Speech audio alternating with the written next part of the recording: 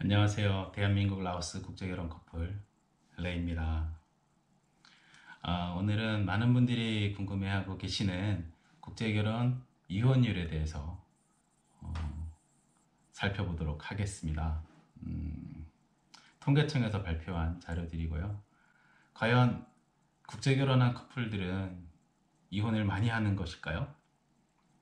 국제결혼한 여성들, 한국으로 넘어온 여성들은 국제결혼하고 대부분 가정을 버리고 가출을 하고 도망을 가는 것일까요?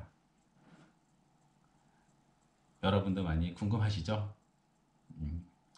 통계청에서 발표한 자료를 살펴보면서 한국 전체의 이혼율과 국제결혼을 통해서 결혼한 커플들의 이혼율을 비교하면서 데이터를 살펴보도록 하겠습니다.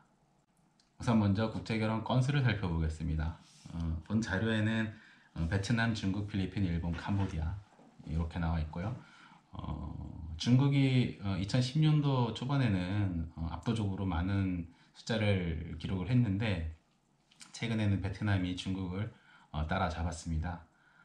중국 여성들의 이혼율이 상당히 높다라는 게 알려지면서 이러한 추세를 보이고 있는 것 같고요.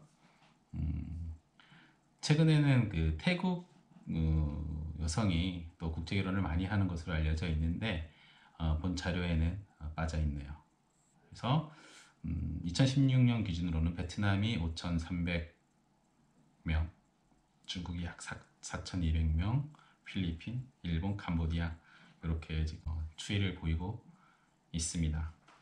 다음은 여러분들이 궁금해하는 이혼율 데이터를 살펴보겠습니다.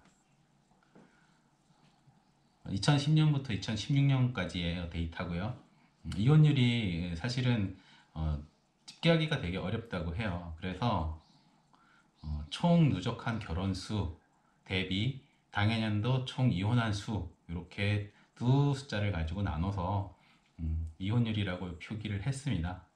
그래서 데이터를 보시면 베트남이 2010년도에 16%, 그래서 최근에는 36%, 38%, 32%, 29%약 30% 초반대의 이혼율을 기록을 하고 있습니다.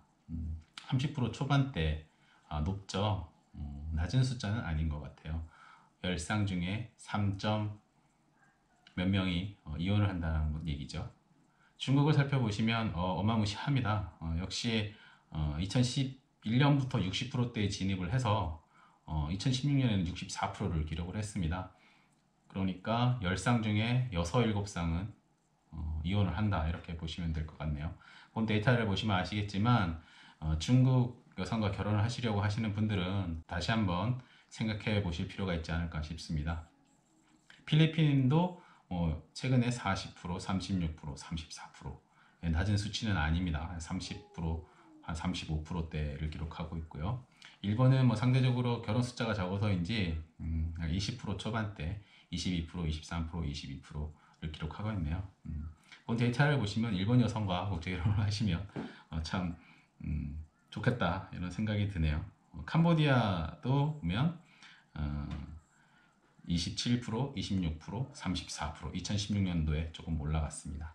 그래서 전체적으로 보시면 중국을 제외하고 본다면 동남아를 대상으로 한 국제결혼에서는 약 30%대 초반대의 이혼율을 기록하고 있다라고 보실 수 있을 것 같습니다. 자, 본 데이터를 보시면 상당히 국제결혼을 통한 이혼율이 높죠. 30% 초반대면 낮은 숫자는 아닌 것 같아요. 그래서 걱정이 되실 법도 해요. 자, 그럼 다음은 한국 전체를 한번 살펴보도록 할게요. 한국 전체 데이터를 보시면 이렇구나를 느끼실 수 있을 것 같은데요.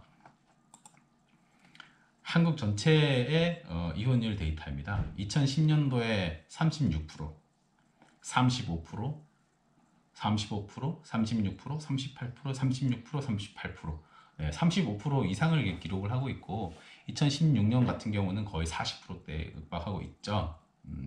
그만큼 한국 이혼율이 지금 어마어마하게 높습니다. 10쌍 중 4쌍이 이혼을 한다고 보시면 되겠고요. 물론 그 결혼 지속 기간이 누적이 많이 되다 보니까 이제 40대 이후에 이혼하시는 분들이 많아서 데이터가 높게 나타나죠. 신혼인 분들이 뭐 결혼 생활이 짧았는데 이혼하는 것들은 그렇게 많지는 않겠죠.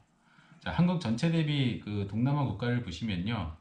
베트남 38%, 32%, 29%, 중국 62, 62, 64, 필리핀 40, 36, 34, 캄보디아 27, 26, 34. 두 데이터를 보시면 아시겠지만 한국 전체 이혼율과 동남아를 대상으로 한 국제결혼의 이혼율의 데이터의 차이가 없어요. 오히려 한국 전체 평균보다 동남아 국제결혼의 이혼율이 낮다라는 것을 볼 수가 있습니다.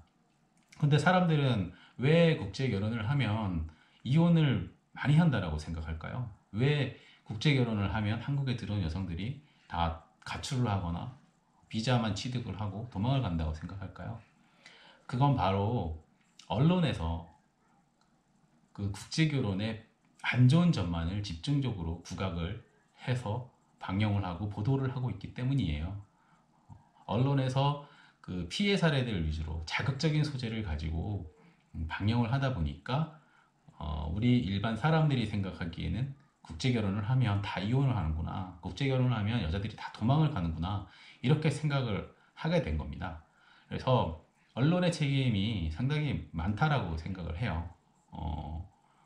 저도 그렇지만 주변에 국제결혼을 해서 행복하게 사시는 가정들이 참 많거든요. 그런 사람들의 얘기는 언론을 통해서 잘 나오지가 않아요. 뭐 EBS 고부열전도 보시면 아시겠지만 시어머니와 며느리와의 갈등을 소재로 방영을 하고 있지 않습니까? 왜 잘 살고 있는 모습들을 보여주면 좋은데 왜 이렇게 문제가 되는 것만 부각을 해서 언론에서 부각하는지 모르겠어요. 그러다 보니까 사람들이 생각하기에는 국제결혼은 이혼율이 되게 높다. 그리고 여자들은 다 도망간다. 이렇게 생각하시는 것 같아요. 그렇지만 통계청에서 발표한 자료를 보시면 대한민국 전체의 이혼율과 동남아 국가와의 국제결혼의 이혼율에 있어서는 오히려 한국의 이혼율이 높다라는 것을 보실 수가 있습니다.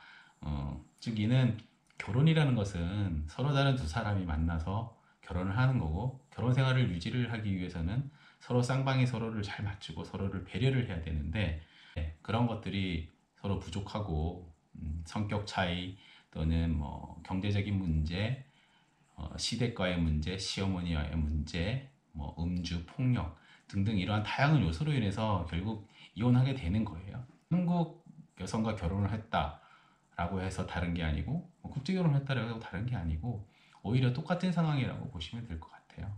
이제 국제결혼을 하시는 분들이 대부분 자기 연애를 통해서 결혼을 하시는 분들 말고 업체의 소개를 통해서 결혼하시는 분들은 대부분 연령대도 되게 높으시고 경제적으로 취약한 계층에 계신 분도 많고 하다 보니까 오히려 그런